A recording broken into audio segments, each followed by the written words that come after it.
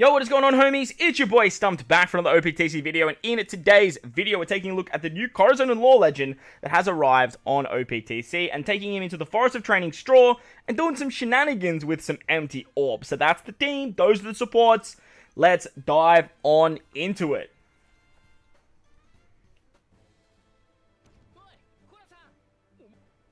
Alright, so here we go. Stage 13, I'm pretty sure this is, against Hold'em. This is where the content really starts to pick up. On stage 11, we do come up against Kiku. She blows away our friend captain, which is very annoying, but you can basically just stall that out, win, and then on stage 12 against Rizo, you get tandem orbs and 5 turns of special bind. But you just basically just switch with Shiroshi Mancherry to get around that, and you're pretty much good to go. Shiroshi Mancherry are like a cheat code for this forest, so if you guys are struggling with it, you can always use that character as Luffy Zoro to just break this forest, and it works out quite nicely. And obviously, Corazon and Lore being a cerebral booster, being a cerebral character, Shiroshi Mancherry, I mean, it works out quite nicely. On the stage against Hold'em, we're going to remove the thresholds with Robin, and then we're going to utilize the Lore and Corazon special. Utilizing their special gives us a full board of empty orbs, but then allows that to happen for 3 turns.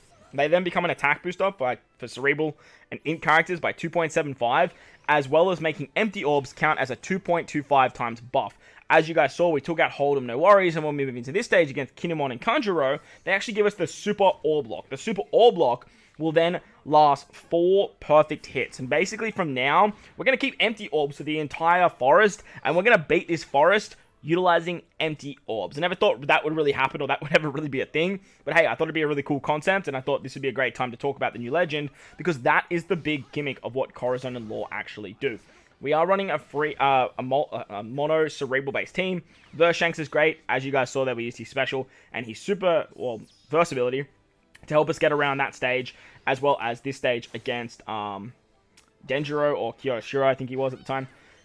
And then thanks to the Bardo support, we get around Paralysis as well. So that combination works out very, very nicely. But on this stage, we do have to hit some perfects. The thing is, for the entire forest, we're not actually getting a buff from empty orbs besides the extra 0.25 that is in Corazon and Lore's captain ability. The only time we're getting the extra 2.25 is when we utilize their special. This still doesn't make up for like not having an orb or an orb boost, as having an orb will give you a 2 times buff, where having an empty orb and Corazon and Lore special live will give you a 2.25.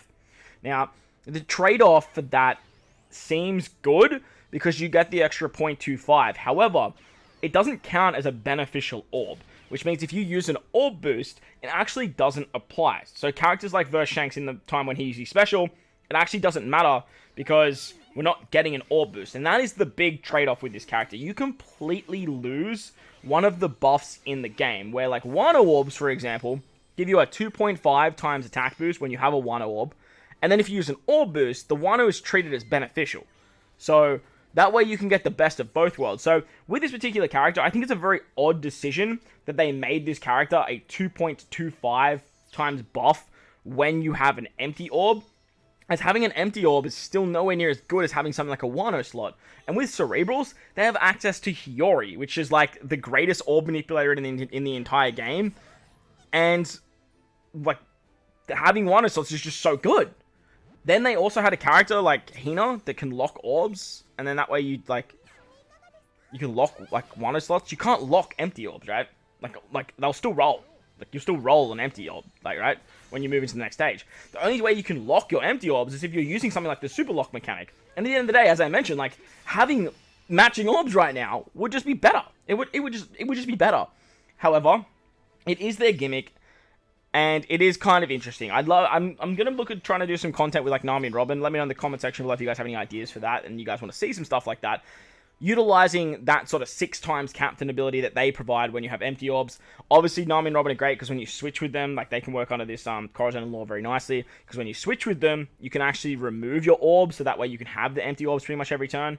But then when you switch back, you get the orbs back, so it's sort of like a double-ended sword. And I really think with Corazon and Lore, not only should they have increased the 5.25 captain multiplier when you have empty orbs to something like a minimum 6, like a minimum of 6. We've already got that with Nami and Robin, right?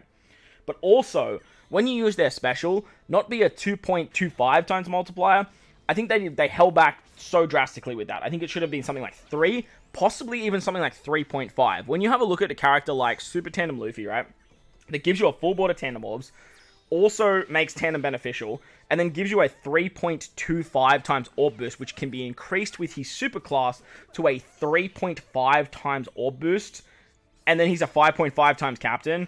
Why are they holding back so heavily with this type of unit if you cannot use an orb buff completely? Now, obviously, Stomp, you can still get an orb buff with this character. You can still run Wano orbs. It's just a 5 times multiplier. I get that. 100% I get that. However, when you drop his special, it completely nullifies half of what he's trying to do, which makes it very counterintuitive, right? So it's like, pick one or the other. Run this guy as a captain. Run this guy not as a captain. However, he is a 2.75 times attack boost to cerebral characters, which is very, very good. And int characters as well. But over the last month, we've had 2 characters that come out that both do the same thing, if not better. You have Hina, who's a 2.75 times attack boost for quick cerebrals and strikers. And you also have Uta, which can give you up to like a 3 times attack boost, which is absolutely insane. You also have Superclass Law, who's a 2.75 times attack booster as well. Or maybe it's 2.5, I might be wrong there. But either way, like, it just doesn't make up for what the empty orbs provide. I really think they sort of like, they were scared to go balls to the wall with this unit. And for that reason, this unit suffers so heavily. Do I like the intricate design? Definitely. Very much like Sengoku. I like the one of every color. I like the only giving the attack and orb boost to 4, like for 4 times to 1 unit.